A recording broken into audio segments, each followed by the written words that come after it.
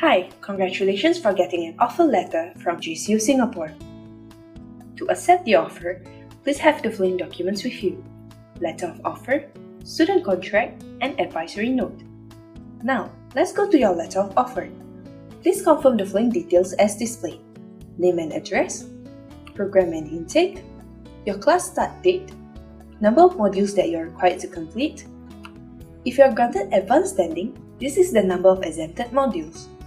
For conditional offer, you need to meet the requirements in the remarks box before the given date mentioned. To accept the offer, you will need to complete this box. Now, let's move on to the student contract. For international student, make sure your name and passport number is correctly displayed here. For local student, make sure your name and NRIC number is correctly displayed here. For students below 18 years old, please ensure the detail of your parent or legal guardian is correctly displayed here. The student contract are made out of points 1 to 3 and Schedule A to D. Point number 1 contains references to the course information and fees. Point number 2 is about the refund policy. There will be a refund under the 3 following scenarios. 2.1. Refund for withdrawal due to non-delivery of course. 2.2. Refund for withdrawal due to other reasons. 2.3. Refund during cooling off period. After both parties have signed the student contract, there is a cooling off period of 7 working days. Student will be refunded the highest fees possible, regardless of whether the student has started the course or not. Student will have to submit a written notice of withdrawal to the PEI. Point number 3 contains additional information on the legal terms of the agreement. Let's move to page 3 of the student contract. Schedule A indicates the following course details: course title, course duration, mode of study, your class start date, your class completion date, the name of award to be conferred upon successful course completion, organization which develops the course, organization which confers the qualification, course entry requirement, course schedule with modules or subjects, public holiday and term break throughout your study period, examination or assessment period, expected examination results release date. Let us now proceed to the course fees information reflected in Schedule B. The first table shows you the total course fee breakdown and FPS insurance fee and medical insurance fee. International student registration fee is only applicable for international students. FPS stands for Fee Protection Scheme. It is an insurance for the tuition fees paid. Students will be reimbursed accordingly in the event JCU is unable to continue operating. This insurance is compulsory for all students. You will receive an insurance certificate in both soft copy and hard copy issued by LoanPack Insurance Berhad after the payment is made. For more details of FPS, please refer to CPE website as displayed. EduTrust requires students to be under medical insurance coverage of students' hospitalization, surgery and treatment costs throughout their course duration.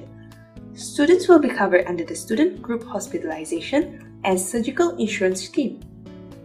For more details on medical insurance coverage, please refer to JCU website under Campus Life section as displayed. This will be the total course fees you are required to pay throughout the course duration. This is the number of installments you are required to pay. It is based on the number of semesters you are required to do. The installment schedule indicates the breakdown amount with the respective payment due date. Please ensure you make payment before the due date to avoid late payment fee charges. Schedule C reflects the miscellaneous fees. You pay only as and when you use the services. Refers to Schedule D for the refund table. If you were to withdraw 21 days before commencement, you'll be entitled to 80% of the fees. If less than 21 days, you will not get any refund for your paid fees. The last page of the contract contains the Deputy Vice-Chancellor Dr. Dale Anderson's signature and JCUS company seal. This is where you need to sign together with the date. Make sure the date is the same as the letter of offer date. If you are under 18 years old, please get your parent or legal guardian to complete this part. By signing the student contract, you hereby acknowledge and agree to all terms indicated in the student contract. Please be reminded to write clearly and legibly. In the event when any amendment is made, please countersign beside the amendment. If you want to make any changes in the letter of offer and student contract or have any further inquiries, please contact your representative. We will now move on to the advisory note. Before accepting the offer with JCU Singapore, you will need to read through this advisory note and make sure you understand and agree to the terms and conditions which will bind you with JCU Singapore. Please complete this box to declare that you have read and understood this advisory note before signing the student contract. For students under 18 years old, please get your parent or legal guardian to complete the details highlighted in green.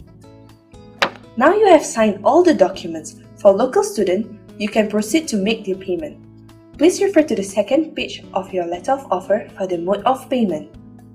International students are strongly advised to make payment only after receiving the student pass approval. Now we have explained all the details listed in your student contract. There are some extra information you need to take note.